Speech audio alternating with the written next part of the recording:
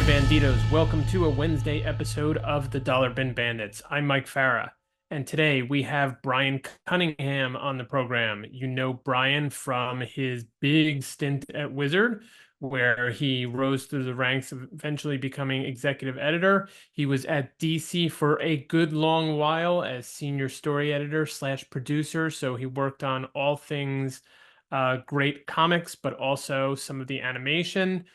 Things like Doomsday Clock, Batgirl, Aquaman, Superman, basically everybody under the sun at DC. Took a few other gigs after that and now has landed at Ghost Machine, that creative collective that started about year and a half ago, maybe even 2 years ago, where he is the editor-in-chief. So, without further ado, let's talk to Brian Cunningham. We're thrilled to welcome Brian Cunningham. Brian, thanks for being on the show. It's a pleasure to be here. Thanks for having me. Great. We are going to kick you off with our patented, usual, totally generic first question, which is, how did you first discover comic books? How did I first discover comic books? I discovered comic books uh, through family members. My one of my older cousins uh, read comics and would occasionally, let me read some that he had just bought. He also had a copy of the Jules Pfeiffer book, The Great Comic Book Heroes, and I was just flabbergasted by this book when I was, I don't know, 4 or 5 years old, and I begged and pleaded to him, can I have this book? And he graciously gave it to me, and I learned about all these characters. Granted, I was familiar with Batman, I was familiar with Superman from the TV shows, but the Spirit, Hawkman, the Spectre, all these other Golden Age heroes that I had I'd never seen or heard of before, and it didn't even matter that the artwork and the story were, crude by, I guess, what was then considered modern standards, but I was just so taken with it. And uh, I guess I was so taken with it that I think my grandmother bought me. Uh, it was an issue of Marvel Tales. There's Marvel Tales number 60, and it reprinted Amazing Spider-Man number 89 with the Prowler, and I loved it. I was just I couldn't get enough of this. So I think from that point on, whenever I could get my hands on a comic, I would. And then I kind of grew out of it a little bit in elementary school. And then a friend of mine just kept talking about this character called Ghost Rider, about, this flaming skull guy on a fiery motorcycle. And finally, I'm like, all right, tell me more. What's this guy's deal? So he tells me a little bit more about it. And I buy a comic book with a Ghost Rider, and the next time I'm in a drugstore, and you know, it changed the course of my life. I mean, it's really that simple. I never looked back. There's never been a month where I haven't been reading comics since that day in 1982. It's crazy. Just sort of blossomed within you. Yeah, really. I mean, how can comics are just so it's just such a great medium, and I didn't recognize it at the time exactly why, but I was just taken with the storytelling and what you could do with it, and learning that along the way of, okay, well, how do comics work? Why do they work? And reading things like Understanding Comics, you know, it just opens my eyes to just how amazing this is. It's really cool. I would not trade it for anything. I'm very lucky that I still get to work in this business and get to do the things that I do. I'm just super fortunate, and I never take it for granted. So That's yeah, it's cool. that's phenomenal, and I think it rings true with a lot of other people's stories. I like that the fact that it's a medium sort of struck you very early, because it certainly did with me as well. That this is not just it often gets conflated, obviously, with sort of the superhero genre, but it really is a different method of telling stories. And it's really when that epiphany happens that I think you become a fan for life. Yeah, Um, what was it with you? What was that moment for you that where you're like, oh, this is I'm in it for the long haul. I'm never gonna stop reading these things. I mean, so I got into comics around, I guess, later in that I was sort of preteen kind of age. And my friend and actual co-host, Oren, introduced me to comics, and it was through, Action Comics, Batman and Superman, and the very, quintessential Marvel and DC heroes. But I don't think I really. Understood the potential of comics until I started reading things that, are going to be very obvious, but that's why they're obvious. Things like Mouse and things like Watchmen and The Dark Knight Returns. And, I think that's when it really opens your eyes to what the medium can be, not just, a certain genre within the medium. So Mhm. it's exciting. And, I share your excitement. I have to ask, do Yeah, you still have the Marvel Tales and or the Ghost Rider, your two probably earliest issues? I do not still have that original Marvel Tales. I have since tried to buy as many copies of it in good condition as I could find. That's somehow my way of trying to it's like my touchstone to that is just trying to, you know, I'm still trying to find a near mint version of that book so that I could actually see it the way I saw it, when I was, 5 years old.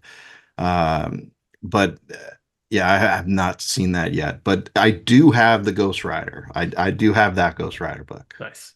That's great. So you have this awakening to comics, around the Ghost Rider, your friend introducing you to Ghost Rider, and that was sort of the jumping off point. At what point did you even think about that this might be something you wanted to get into as a career? And then how did that sort of lead you ultimately to Wizard? I would say not long thereafter because I think I was very much into the Marvel material, much more so at the time in the early 80s than the DC material. Uh, and there was just something about the Marvel, the way, like for whatever reason, I tended to gravitate around books that Mark Grunwald edited, Hmm. and he did some fun things in his letter columns. He started off with question of the month. What's your favorite sandwich? What's this? Whatever, and it was just a little glimpse into the fact that there are people that make these things. These just don't magically get conjured out of thin air. And I'm like, huh, well, there are people that make these things, and it sounds like they're having fun making these things. At least the illusion. I mean, I know now it's work, it's a lot of work, but as a kid, I was just like, this is so cool. I mean, in high school, I got to tour the Marvel offices, and I got to see, behind the scenes, and I met people who would become colleagues in my adult life, which was weird. Um, but just being able to see that firsthand was really inspiring. And that's when I actually I started as an artist. Like I wanted to draw comic books, and I practice and practice and practice, and I was never anything great by any means. But it forced me to kind of think about this as like, could this be a career?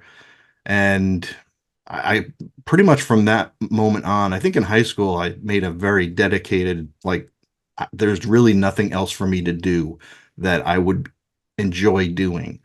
I thought I would be terrible at working retail or doing whatever. I'd just not be a good I would not be a good fit in most jobs. Uh, and for some reason, when I got to college, I interned at, well, actually, the wizard thing is kind of a weirdly circuitous way of getting to that. But like I was a frequent shopper at the Seamus family comic book store, and the manager of the store was Pat McCallum, and we just struck up a rapport. And he said, "Hey, I want to do a newsletter for the store. Would you be interested in writing something for the newsletter?" And I said, "Sure, I would love to do that." And then it did not, you wouldn't get paid. It was all purely for fun, and it was enjoyable. And then that evolved into, hey, we're not doing a newsletter anymore. We're thinking of launching a magazine. Like, what? Like, it seemed like quite a leap for me at the time. Like, okay, like a you know 4-page newsletter to a magazine just seemed like outlandish to me. Uh, I had no wherewithal of how you even made a magazine. Like, okay. And then he asked me, "Hey, we want to start a toy column. Would you be interested in writing it?" And I said, "Sure." I mean, I like toys. I don't know if I'm an expert at toys, but I could certainly learn about them. And that's what I did. I just kind of called a lot of stores, a lot of experts, and learned the business. Put together a price guide, and I'm grateful for the people that gave me time to kind of school me on a lot of this stuff. And it turned out pretty well. It's well enough, I guess, so that eventually the company launched a toy magazine, which still boggles the mind. But there you go. I don't know. I'm kind of blabbering on about it, but I mean, you probably have more questions about It's Wizard. well, it's an amazing story. I think even now, you were saying, looking back, how strange it was to go to a four-page newsletter to, a full glossy magazine. And I mean, even now, that's just sounds nuts to It, be it to be really perfectly was. frank about. I mean, I would say the first year of Wizard being published, it was just something that we did for fun. Like it was, I think I got paid $25 for my toy column every month. So it was $25.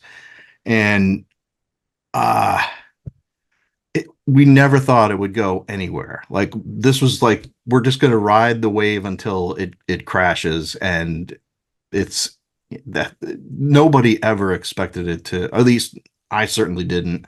I don't think Pat did either. Um, but for whatever reason, you know, the tonality of the magazine seemed to speak to an audience that was receptive to that. They just really wanted that kind of candor, um, that I think we sometimes provided, and it didn't always endear us to the publishers by any means. And in fact, I would say the first DC wouldn't let us do a cover because they didn't believe we were going to be around much longer. They thought it was going to, crash and burn after 6, 7 issues. And, we had no proof to say that it wasn't. We were just kind of going along with the flow. And then suddenly we get to issue 12. Actually, issue 9 was really, I think, where the things turned around, because Image had just formed, and Gareb had relationships with all of the Image founders, or at least some of the key ones like Rob Liefeld and Todd, and Jim Lee. Uh, and, you know, he got access very early on to a lot of those conversations, and we were able to do something with Image, and then the business just took a weird shift. So and that kind of, I think the emergence of both Image, Valiant at the time, I think people were looking for some alternatives to uh, they were looking for some alternatives to the Marvel and DC offering. So we gave coverage to that material because not only was it popular, these are the things people were talking about. in their store. Like that was one benefit of them owning a retail store for comics, because they and Pat was managing the store while he was still working on the magazine. Like he'd work during the day at the store and then work until ungodly hours at night at the Seamus house putting this magazine together. They would hear firsthand what people what they were excited by, what they were reading, what they wanted to see more of, less of. So we got a lot of firsthand feedback, and really channeled a lot of that energy into the magazine. And uh, it's still, I mean, talking about it now, it's hard for me to believe that I'm actually talking to you about Wizard magazine in 2024. Like it just seems, and that's no slight against Wizard in any way. It's just it was fun for a while. It was fun while we did it. I think we did the best we could. Uh, we took some heat from publishers who didn't like what we had to say, and that's fine. We owned that. Um, but I don't know. Yeah. It was weird. It's a weird feeling. Yeah. I can understand that. I mean, for folks of a certain age, my age, and some of my friends, Wizard was a formative comic book experience. It was part and parcel of the entire like experience of being in comics, because we came in right when Wizard started up, and so we didn't know sort of a time before that. And so it was just an equivalence of, comic book and comic book culture, Wizard magazine. And so, it was like really for us like the Bible, you know. Little did we know, you guys were flying by the seat of your pants, and Completely, that completely. metaphor, you're building the plane while you're flying it, all of the flying metaphors. But yeah, that's how I see it. And so it doesn't, at least in the hearts of people my age, it doesn't die. So that's why we're talking about it in 2024. And I know you've probably been on, our friends at Wizards, their podcast, and they have a whole podcast dedicated to it. So Right, right. Yeah, obviously they're it great. does have an audience, up until and beyond 2024. So I do want to get to other stuff, but Of I course. had a couple more questions on Wizard. One was, at some point, and maybe it was just a perception that we had, it looked like Wizard, once you grew beyond, those first few issues, had quite a bit of power and influence within the industry. Um, when did you get a sense that that might be the case, that you had sort of switched from, being not from DC saying you're not going to last to being, we have some, we can throw our weight around here in some ways, and they're going to listen to us. I would say, I mean, other folks might give you a different answer. For me, I would say it became clear to me that there was something going on, probably within, you know, probably about 2.5 years in, I would say. Like when I joined staff, the uh, well, technically I joined staff as an college intern, and uh, uh, basically it was just an excuse for me to work for them and get college credit at the same time. And they needed help on the editorial end, and I was more than happy to do that. I mean, I would work until 2, 3 a.m. At Wizard and then go to school in the morning, and that's the life of a college student, right? So, I mean, I, I would say the max one half was when I kind of saw like there was something there. Because the sales for that one issue, I think it was Wizard number 21, I want to say, where we sold so many of those max one half comics. We had to hire uh folk. I want to say we had like 20 people working in our warehouse every day just to fulfill the orders on the max one half. And that went on for man, months. That went on for months. And I would say, I think to this day, that Wizard 21 issue is probably the highest selling issue, just based on the fact that that Max 1/2, which was the first of its kind, and Image at that point had expanded to their second wave, and the Max was very popular. Um, and I got to see, like, wow, people are buying this, for us. And I think that first year I witnessed firsthand on staff, like things we would do, decisions we would make. Um, and I don't know if we were ever really, I mean, I could just, I could speak to my conversations with Pat about this in that I think we understood the influence we had and it made us uncomfortable. It really didn't, uh like, on one hand it's a good feeling, like, wow, we actually can, we can move the needle, in a certain way.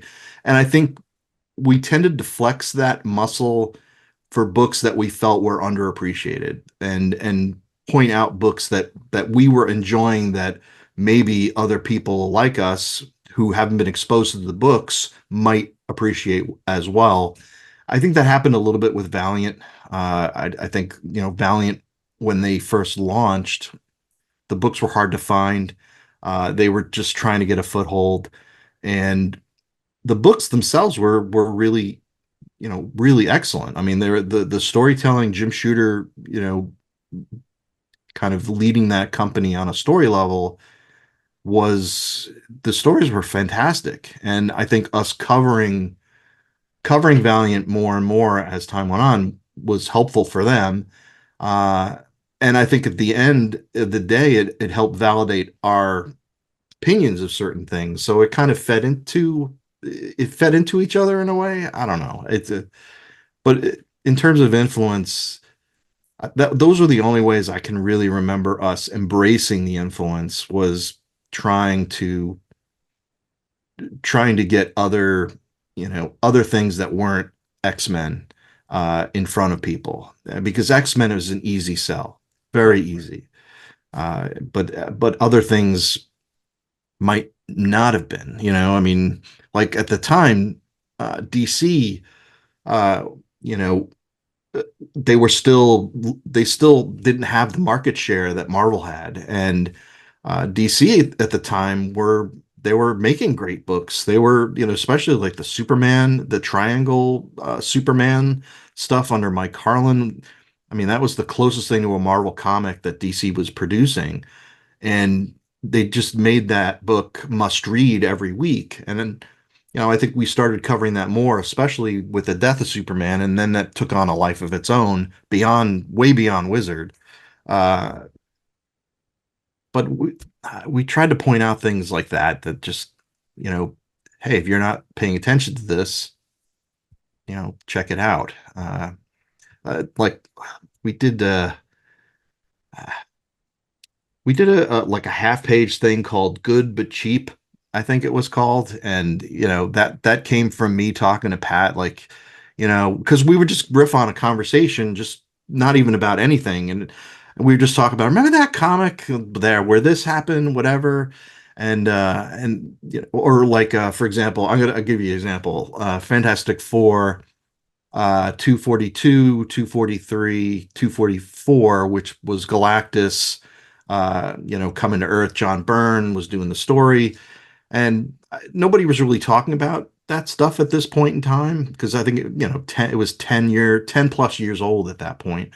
And we just started talking about, yeah, remember that moment where, they launched the thing, like they used Mr. Fantastic as a big slingshot, and the thing hits like Galactus falls, splash page, like great stuff. And we're like, how do we let people know about this? And then we kind of like, well, let's do a half page thing, and just, because we knew those comics weren't expensive. So because we were a price guide as well, um, which, the price guide for, I think, most of us in editorial, with the exception of the price guide people, who probably felt unappreciated in a way because of it, but the price guide was not why we did it. Although I mean, now I have to ask you, did you buy Wizard for the price guide? Did you follow that stuff? No, I didn't buy it specifically for the price guide, although I would use it somewhat as a reference if I happened to get anything that was, you know, hot, I guess, as deemed by Wizard. It would make me more interested in sort of the collectible aspect of comics. Mm. But no, I didn't buy it as a price guide that had articles with it. I bought it for it's like Playboy. I bought it for the articles and happened to have a price guide with it, right? Yeah, yeah. So yeah, which actually, brings me to my probably my last question in Wizard, which was, and you already referenced this sort of tone, right? This tonality that just really sat well with your prospective audience and probably is as responsible as anything for, I think, Wizard blowing up. Was where did that come from? And was that something you had some influence over? Was it Garib, I, someone? I would say 1,000% Pat McCallum. It Yeah, all came from yeah, Pat. I mean, Pat set the tone, uh, and he channeled, I think, his experience as a store manager of a comic book store in that way that he would interact with the people that came into the store. And I was one of them. And there was a connection between us when we were just, he worked at the store and I was a customer, and we would talk about the things we were reading, and he would say, "Hey, you might want to check out this book. It doesn't look it on the surface, but it's actually really good." And and I would take his recommendation, and as it turned out, he was right. This was something I probably wouldn't have bought otherwise, that I tried out and loved. And I think, there was, I don't know, I guess there was a little bit of trust there with, his tastes and my taste, and the Venn diagram of it all overlapped considerably. And I think just my interest in doing more for the magazine or newsletter or whatever, it just kind of steamrolled from there. But it's all Pat. I mean, Pat just knew how to speak the language of the average fan, and did so much to inject that flavor into the magazine. And it was a flavor that I understood as both a fan, someone who read comics, and it was very much in line with my own thinking. So I kind of fit in lockstep with that. But it was really Pat who made that, who kind of made the magazine what it is. And and really nobody else. I mean, we contributed to that vision of his. Like, his vision was the North Star, and we just followed it, and it worked. It worked out really well. I mean, most people that were in lockstep were the ones that stuck around at Wizard. So it just that's how it worked. yeah. Well, speaking of sticking around, you were there for 15 years, which is a great run, as any I've heard. Yeah. And then you moved to DC as what I have here, senior story editor slash producer, which is an interesting title. Well, And I don't, is that accurate?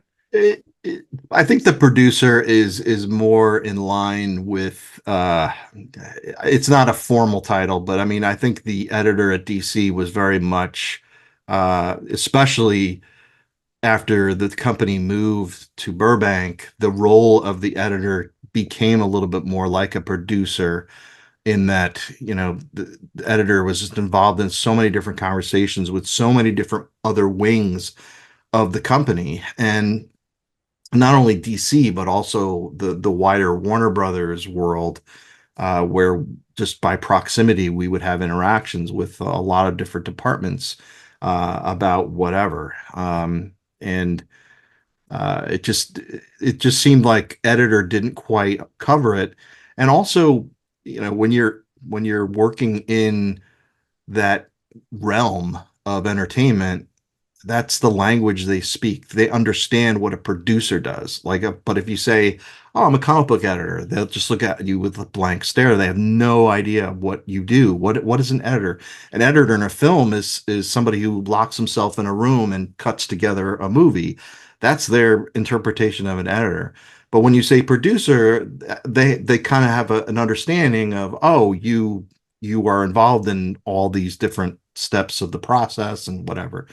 Um, but yeah, I started at DC as just an editor. And Dan DiDio brought me in. He wanted to bring in some outside folks, not within the company already.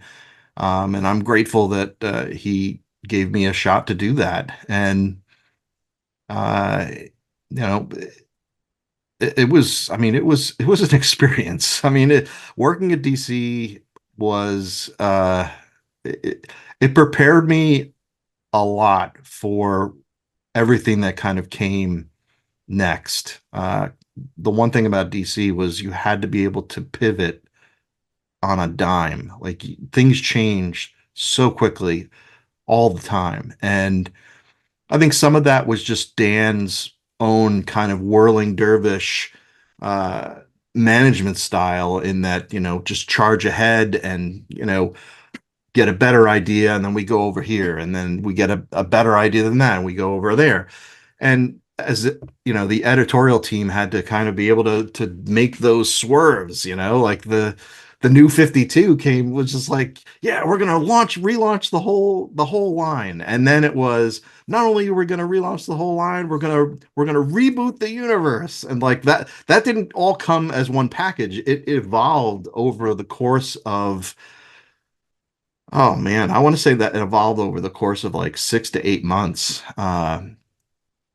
Because I remember we pitched, Jeff Robinoff came to New York and we pitched the new 52 to him, and he was still the head of Warner Brothers at the time, but I think 6 months later he wasn't. So like, and then that was still 6 months, I think, before the launch of the new 52. So it was a long period. But anyway, the point is we had to pivot quickly. So now anytime somebody throws something outlandish or crazy, or everything that you've been doing, stop doing it, and we're going to do the exact opposite over here, it doesn't phase me at all. Nothing phases me anymore. Like I'm just so accustomed to the the frenetic pacing of publishing and things changing. Yeah, Change is constant, and you right, either exactly. you embrace it or you get left behind. Change or die. Um, so I was going to ask you whether there was a culture shock coming from Wizard, which I imagine was a much smaller outfit, to DC.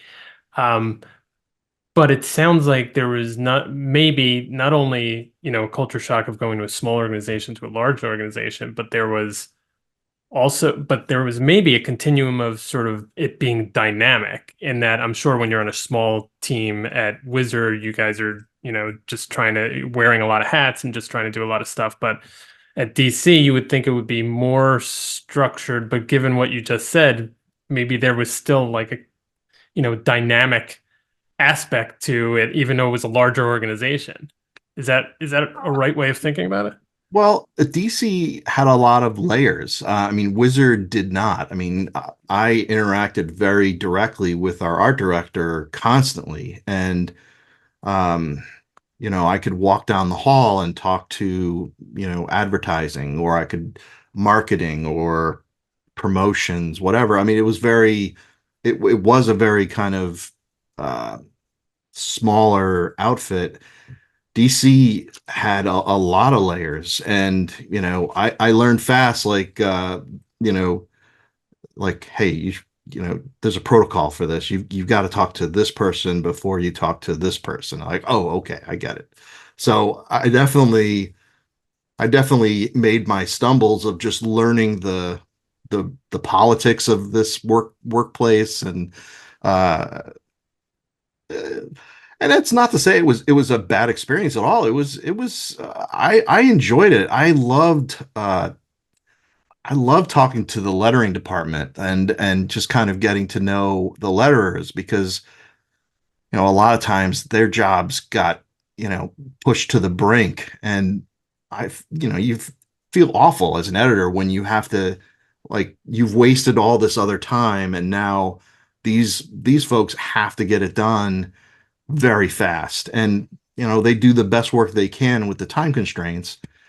But, things happen along the way. Comics are messy. They're not, at the end of the day, people just, it's ink on paper. People are just reading it for what it is. They don't care about, it's not their concern that the script was late or the penciler got sick for a week and we had to bring in another artist to help finish on deadline. They're not concerned with any of that. They just want a good read. They want their $2, $3 to be well spent on something that entertains them. So, I made it a point to try and get to know the people who often are at the end of the chain, the letterers, the colorists, production, all the folks that have to move fast in the end to make the magic happen as quickly as humanly possible, and to negotiate with the printer. Hey, can we shift the print date for this and that or whatever? And talking with manufacturing and production, like, hey, like for Doomsday Clock, like, hey, can we use this paper stock that is similar to what the original Watchmen was printed on, which was a little more of a matte, a thicker stock, which soaks up a little more ink than usual, but we wanted to kind of try and keep that consistency as much as possible with the original work. Whether love it or hate it, that's a whole other debate. But we did try really hard on all levels of the company to treat treat it with respect based on what it was kind of riffing off of, which is one of the greatest, if not the greatest, comics of all time. So, but anyway, it was it was it was good. It was a good time. I learned so much, and I'm still learning, which is great. And I just you know, I don't know. Now I'm with Ghost Machine, which is, it's like going backward in a way where it's a much smaller company and it's a much more tightly knit. And we, much like Wizard, we wear multiple hats and we do different things. And which is, that stuff was kind of taken off of you at DC, where uh, you didn't have to wear as many hats. In fact, people didn't want you to wear the hats. Let me wear the hat because that's my hat to wear. That Right. kind of thing. Yeah. You had a larger support system Yeah, in that exactly. you had each function maybe had a job, or at least part of a person's job that would do it that you didn't necessarily need to do. I definitely want to, save a lot of time for Ghost Machine. But I wanted to dig into just a couple things at DC. One you already brought up was Doomsday Clock. And you talked about sort of the production of it and, finding the right paper and, treating it with respect. I'd love to know a little bit about how the project came about, and were there, or what were the maybe pressures associated with bringing, melding this iconic Watchmen book in with the larger DC universe for this project? Well, I only heard how it came about secondhand. I was not in the room when it came about, but my understanding is that Jeff Johns pitched I think at the time, I think it was maybe like a Justice League annual or something. It wasn't anything grandiose. It was like, hey, what if Batman meets Dr. Manhattan, or whatever. I mean, or Batman meets Rorschach, and suddenly Like I think it was I think it was probably Jeff, Dan, DiDio, and Jim Lee at the time. Um, who met quite often and had a lot of riff sessions. And I think that came about from one of those riff sessions. And then uh, that evolved uh, into, I think, the more Jeff started thinking about the story thematically and taking kind of the thematics of Watchmen and what would happen if the thematics of Watchmen merged or overlapped or infringed upon the thematics of what the DC is about, at least in Jeff's head, what DC is about to him, and how interesting that would be. And I think that's really what it boiled down to. Uh, and I think Jeff asked Gary to do it. I think Gary, like all of us, in a way, were very trepidatious about it because of the obvious things. I mean, do we is this a place we want to go? Uh, and I think after Gary heard Jeff's pitch, he saw the merit in exploring a lot of this material. Uh, so then I was brought in to edit it, and yeah, it was like I don't know, man. I Watchmen to me, I just hold that in such high regard. Uh, I bought it as it came out. Uh, I, it's just an amazingly well crafted comic, to say the least. And to tread upon that, especially with the before Watchmen material that had been done a couple years before, Right. it did it, and that material was kind of a mixed bag. It was not, some of the material uh, was good. Some of it wasn't as good. Um, for a variety of reasons. I mean, and this is just me looking at the material as a reader. Uh, to me, it just didn't really live up to what it was. I think it didn't live up to the original source material, uh, and what made Doomsday Clock a little different for me was just the DC characters of it all. Like, it made it a little different, and that kind of separated it enough for me to want to explore it. Uh, so I don't know. I mean I that makes sense to me. Before Watchmen is wholly set in that world, and so the bar you need to clear is Watchmen, yeah, in some ways. And but when you're sort of mixing the two a little bit. I mean, obviously you're shooting for as good or better than Watchmen, which you're probably going to fall short of at some point. But you do have this sort of new aspect of the other characters sort of coming in and interacting. So it's like a different animal in some way. that's how we approached it, at least. And I guess I can really only speak for myself, is that's how I looked at it. I knew we would make a really good comic. I I didn't really give it much thought that we would really seriously compete with Watchmen in any fashion. Uh, I just thought that that was kind of uh, a ludicrous bar to try and clear. And I think in a way that was probably a little freeing, in that we're just going to do the best we can, uh, and really just tell a story of what if these characters from a cynical world come into the DC universe, which is, if you take Superman as a lead character who is all about hope and kind of aspirational and bringing out the best of humanity, you know, how would that how would that change the Watchmen characters? Would it change them? Would it change their point of view?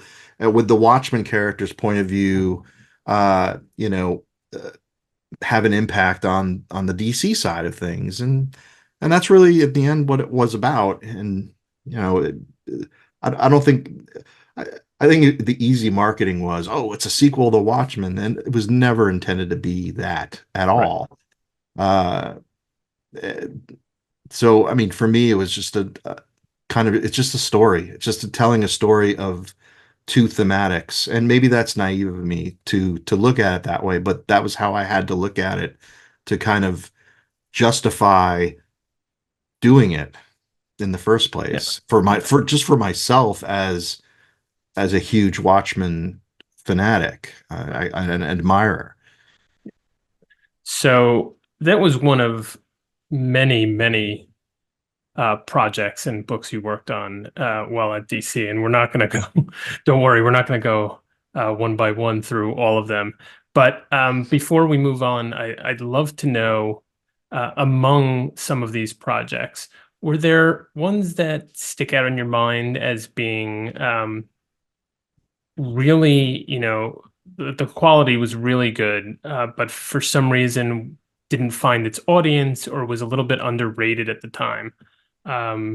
Things that I think maybe worked out well, but for some reason, again, it's not as lauded as some of the other books that you worked on. Uh, I could probably name three right off the top of my head. Um, the first one, which in might be ludicrous to say this, but because I think it sold really well at the time, but I don't think people remember it very fondly. But the Forever Evil miniseries, to me, was probably one of the more uh,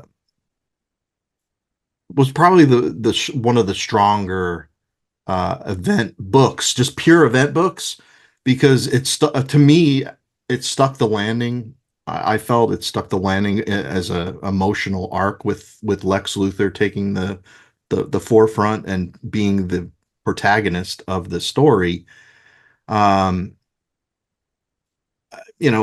we can argue about the tie-ins and all that kind of falling short, and I understand that, but I think the main six issue or however many issue that was, uh, I just felt that like at the end of that, I'm like, I think this was a really good story, and I don't think anybody talks about that. Everybody talks about Blackest Night or this or that, and those are great. Don't get me wrong, but I also just feel like, well, hey, what about Forever Evil over here? Like that was pretty good. The second book is Omega Men, which was a book that I wanted to do and kind of reboot for a post 9/11 world, in terms of how we view freedom fighters versus terrorists, and it depends on who you are and how you see things. But it's a space opera basically, and the original series really captivated me with a lot of those question marks, and I felt we could revisit some of those things through a modern lens. And I asked Tom King, who at that point was, trying to get regular comic book work. I asked him, and he was on tap to do, I think it was Prince of Babylon. What was that? I'm struggling here, but he was supposed to do the Vertigo book for that, but that was kind of on hold for the time being. And I asked him if he wanted to do this, and he jumped at it, and he really hit it out of the park, I felt. And it was a book that I really did not want to hand off to another editor, uh, because of my own workload at the time, but I handed it to Andy Curry, who did a wonderful job shepherding it. Um, beyond, I think I don't know. I don't remember what I edited first issue, second. I can't remember, but it was a series very near and dear to me, and because I also wanted to do different things with the covers, just try different things, and it was a weird time because we at that point we uprooted from New York to Burbank, and that whole DCU, like DCYOU, which Right. yeah.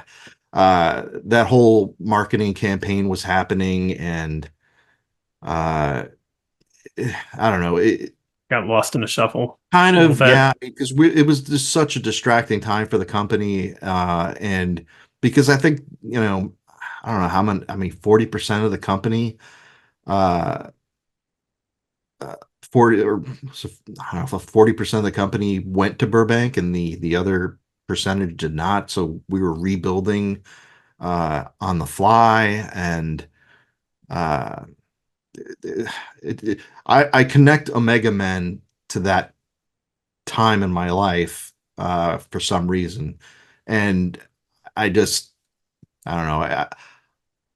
I just always thought, that was some of Tom's best stuff, and uh, and he was still kind of getting into a groove himself as a comic book writer, which you could definitely see, in the Vision miniseries that he would do next, and so on and so on.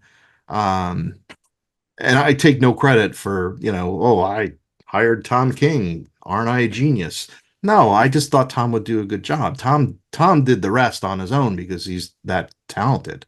And he just has such a unique voice in the business right now that is like nobody writes like Tom. And I didn't know that when I asked him to write Omega Man. I just thought his own experiences could inform the thematics that I was looking for, but he just kind of took the reins and just ran with it. It was great. So I'm kind of bummed that Omega Man, I think, isn't as fondly looked upon as some of Tom's oeuvre, such as it is. Right. Um, those are great titles to highlight because I do feel like among the others that I'm looking at here, um, those are ones that did either fly under the radar or just did not get, I think, probably the due that they should have. Um, but I do want to get to Ghost Machine, which is your current gig. There were some after leaving DC. I think there were a couple other, shorter gigs in between. You were at Dynamite, and then you were editor. Your first editor in chief position actually was at AfterShock. Is that right? Correct. Yeah. Yeah. Yeah. Yeah. I I don't know freelance if there's for, anything you want to say in there before we get to Ghost Machine, but uh, I mean, I freelanced for a few years, and then Aftershock hired me as they were going through you know, a, a rough patch, which unfortunately they're still going through. Um, but it just came to a point where I had to make a decision whether I was going to stick it out with Aftershock or take the leap to Ghost Machine. And I love the folks at Aftershock. It was hard for me to walk away from that, but I felt Ghost Machine was the best fit for me moving forward for me and my family. So I'm grateful for the opportunity Aftershock, and they're all really great folks. And I got to meet some really great people through there, like Joe Pruitt, who for some reason we had kind of circled. We kind of ran in certain circles, but had never actually met. And now, I, I I love Joe. Might as well be a brother of mine. It's just one of those weird, this is weird things. Um, but yeah, Ghost Machine is going great. I work with everyone. I work with everyone for the most part who is part of the company. I know them all really well, so it's almost like it was just putting on comfortable shoes, and it's a lot of work, but it's work that is worth it, and I believe in it, and I love the stories that we have coming up, and the stories that we've already and the series we've already produced. Geiger, Redcoat, and Rook, they're the first three, and I don't know. I'm having a blast. I really believe in the work, And I like to hear feedback from retailers who go out of their way to say, "Hey, we really love the Ghost Machine books. It's a real bright spot for us in our stores." And that is just so gratifying to hear because that's all we're trying to do is just make good reading books and good looking books. And I think we've done that. The books, some of the books might not necessarily be to, your particular taste or flavor, but I don't think anyone's going to look at any of our books and say, yeah, they're mailing it in. I'd be hard pressed to find somebody to do that. So I don't know. But look, your mileage may vary, but Sure. I fully, I'm fully committed to the quality of these books, and I just hope people like them as much as I do, as probably one of the first readers of the books. Well, it's an impressive roster that you have there. I'm not going to read out everybody's name, but I will read out some. The folks that are at Ghost Machine or form Ghost Machine, because I think it's really a creators collective. But Gary Frank, Brian Hitch, Jeff Johns, Brad Meltzer, Ivan Rios, I hope I'm pronouncing correctly, Peter Tomasi, just to name a few. Um, you know, can you tell you told us a little bit about what it's like, the titles and that you're having fun working there. How did you get sort of recruited to Ghost Machine, and what does it mean to be an editor-in-chief at a fledgling company that was formed by creators, much, I guess, in the same way that maybe Image did back in the day? Yeah, it's interesting. It is very image like in that regard. Well, before there was a Ghost Machine, uh, I I think at the time I was freelancing and I was asked, uh, I basically was asked, hey, can you come in and help out on the editorial side of, at the time it was Mad Ghost. It was Jeff's little boutique imprint at Image, which was, Geiger. Pete Tomasi had a book called Blood Tree. Um, you know, a bunch of different things were kind of on the horizon, and I think uh, it was launched with Pat McCallum, and I think Pat was looking to do other things. So he called me up and said, "Hey, would you be interested in taking over this role?" Um, and basically, actually, you know what? Now I think about it, I think I was originally talked to about coming in to help him editorially, which it's funny how Pat and I, you know, we can't seem to, we can't seem to separate for very long. Uh, and I said, sure, I'd be happy to, just let me know whatever you need. I'm happy to help. I already knew Jeff and Gary and Brad Anderson and Rob Lee, who was doing Geiger at the time. Yeah, I was happy to do that. Uh, and then I think it was probably the following week that Pat's like, "Look, just letting you know, I'm leaving. This is your gig now. You take it and run with it. This is just wasn't a good fit for me." Like, okay, that was a bummer, to say the least, but I understand, and that's kind of where we left it. Um, and so I kind of was a freelance editor for them for a few years, and it made them asking me to come on Ghost Machine very easy. So I was already very familiar with all of the folks involved, and it was exciting because it kind of being on the sidelines to a certain extent as things were coming together. Like Jeff would call me up and say, "Hey, guess who we got? Guess who we got today?" I'm like, "Who?" He's like, "Brian Hitch." I'm like, "Get out of here." He's like, "Yeah, Brian wants to do this." What? I like, okay. That's cool.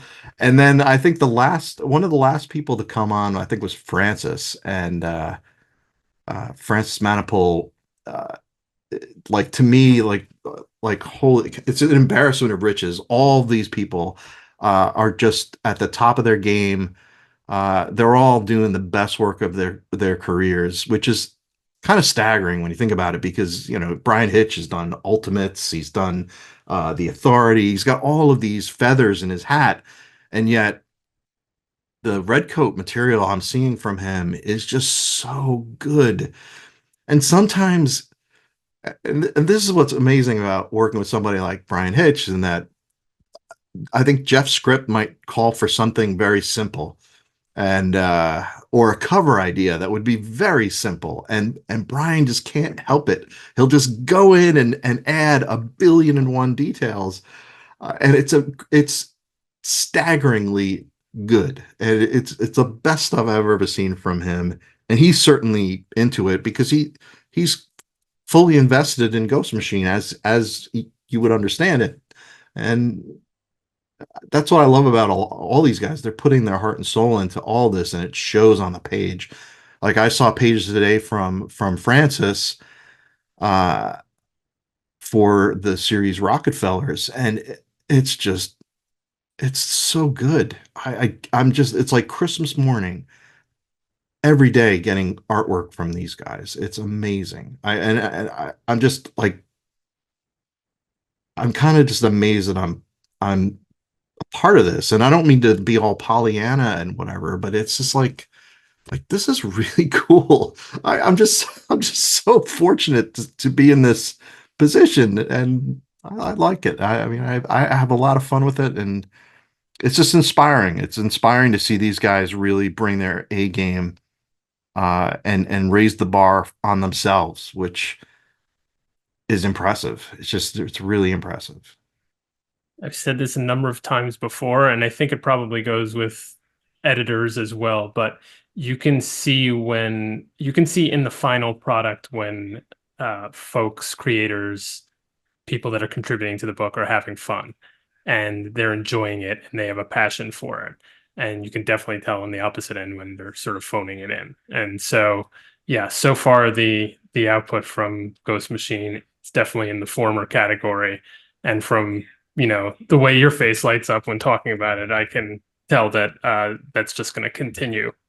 What I'd love to know about the company in general, and just this is sort of a question about maybe more, I guess, business, but that is in the market that we have today with comics. And there are, a number, first of all, just a number of different comics. And there Mhm. are obviously now a number of different publishers. There's still the big two or three, if you count Image. There are a number of smaller publishers, even a couple of sort of creator collectives like Ghost Machine. How do you